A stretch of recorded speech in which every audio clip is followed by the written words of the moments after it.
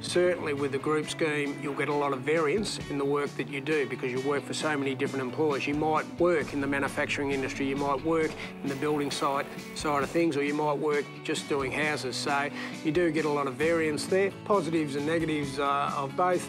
Certainly with the group scheme, it is a positive. You do get to view a lot of different industries. You might work on a building site, you might work on a domestic house, you might work in the manufacturing industry doing some maintenance work. So you do get to see the whole gamut or the variation of the electrical industry. Most of the power industry contractors direct employ, but our largest contractor, which is 10X, do use a group training apprenticeship system. Group schemes have been around for over a decade, and essentially a group scheme is where an apprentice is put out to host employers for a period of time. What will happen is they'll get hired out to one company to do a particular task and another company. So there might be times when they miss gaps and parts, but there is things in place to sort of help that along. My apprenticeship was with group training.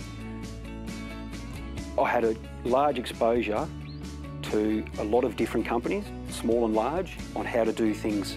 So I found it quite helpful doing the group training. I feel for a lot of the apprentices who have only had the one company, often they've only done very similar tasks. They're not so well prepared, I've found. I'm actually a big fan of group training. One of the biggest problems with group training apprentices is being unplaced or on downtime.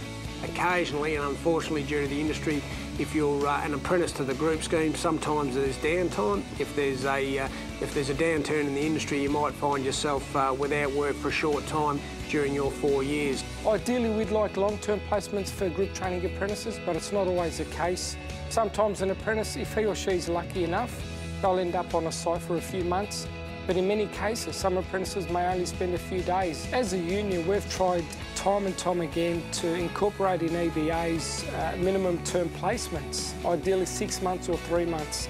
However, group training companies just couldn't really operate in that fashion. When it comes to domestic companies versus construction versus group training, regardless of who your apprenticeship is with, you need proper exposure.